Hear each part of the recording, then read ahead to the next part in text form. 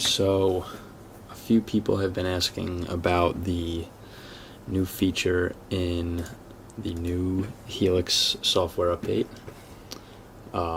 which you can import room EQ filters into the EQ. So, I was at SVR and I saw a few posts about it, probably 2 or 3 asking about how it's done or if anyone's done it yet. And no one answered, so I went over to the Hybrid guys who distribute the Helix products and asked them, and they said they haven't had time because, you know, obviously they were setting up for SVR. So I figured I'd come home and try it out. And this is how you do it. You start up your program, you know, you set all your shit, your time alignment, your inputs and outputs. I'm not going to show you how to do all that. We're just going to get right to the EQ. So you have all your EQ here. You're going to go into Room EQ Wizard, and I'm just going to use a random measurement that I have already. What you would do is you would, you know, use the RTA to measure or use sweeps to measure. Once you have your measurement, hold on, let me open one up.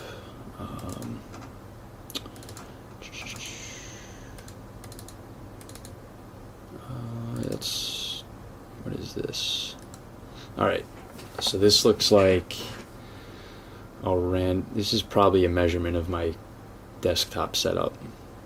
Or maybe, I don't know what this is. Either way, once you have your measurement, you have it in your RTA or whatever, you click save and you have it on this main screen. You go to your EQ. All of this was explained in my first video. So you're here, and for EQ you set generic. Then for target settings, you would match whatever, you know, if you're going for a tweeter, you would do bass limited. If you're doing a mid-range, mid-bass, or a subwoofer, you do subwoofer, etc., etc. This is, or you can do full range for a tweeter too, because you could just set a high pass. So for this, it looks like it's crossed at 80 or 60. Let's try 60. No, it's definitely 80. And we got to match it. Let's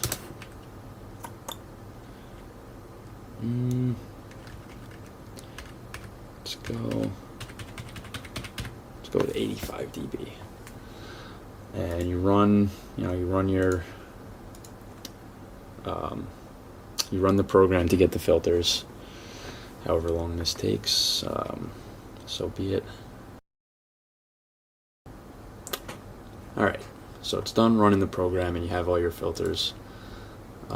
This is everything.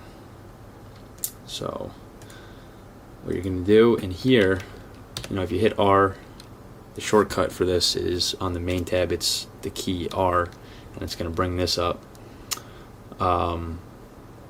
You know, you're going to want to, I'm just showing you right now, that's not what you're going to do next. From here, or from RU, you're going to go back to the home page. You're going to click File, Export Filter Settings as Text.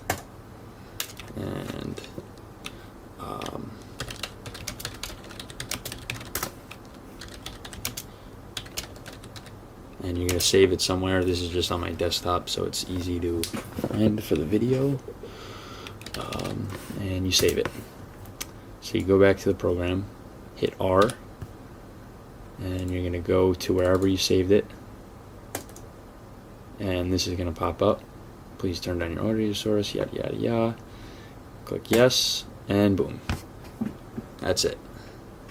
This should give you exactly what this target curve is right there.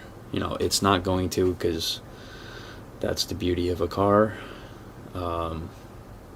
but it should be very close.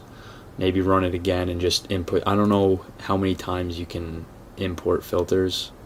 I'm thinking just once, but I didn't test if you can import over and over again on the same channel.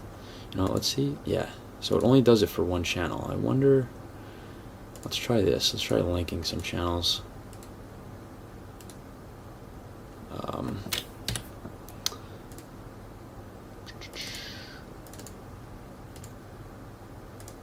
Yep, you can link channels and do it. That's pretty sweet. So yeah, I guess that's pretty much how you do it.